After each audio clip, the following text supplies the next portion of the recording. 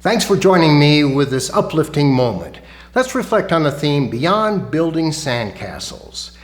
The seawater, wind, and the moon's invisible arm of gravity pushing and pulling in tidal waves joined forces to destroy the structure.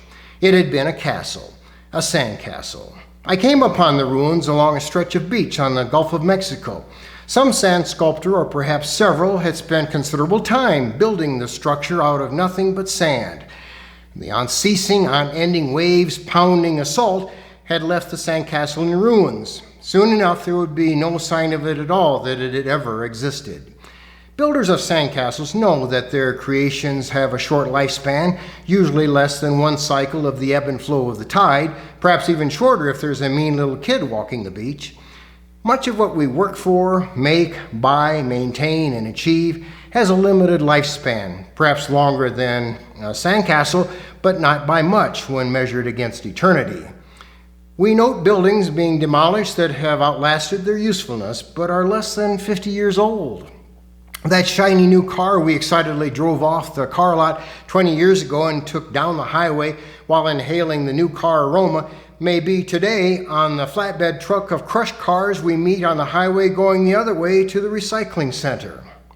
I've lost count of the number of computers I've excitedly bought and then, less than a half a dozen years later, at best, unceremoniously stashed in the closet, unable to bring myself to throw them in the trash, which I inevitably end up doing.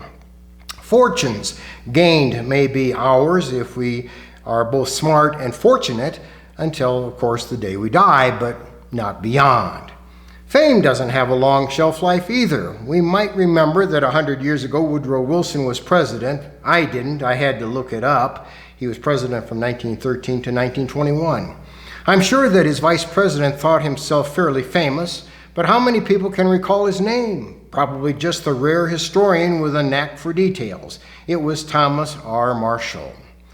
What can we do? What can we pour our lives into that will last and last and last, that will last for an eternity?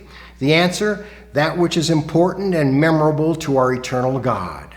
In Christian literature, there's a line in a poem by C.T. Studd that goes like this: "Only one life will soon be past, only what's done for Christ will last." We live in a material world where we have to deal with so much that won't last, and that's okay. God made it all, and we can use and enjoy it for a time like the building of sandcastles. We just have to keep it in perspective, looking beyond building sandcastles, focusing most of all on that which will last for an eternity.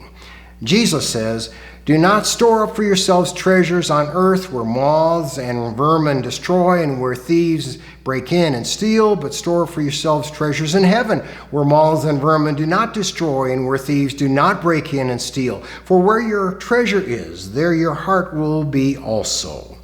The words of Jesus in Matthew 6:19 through 21. Thank you for joining me with this uplifting moment.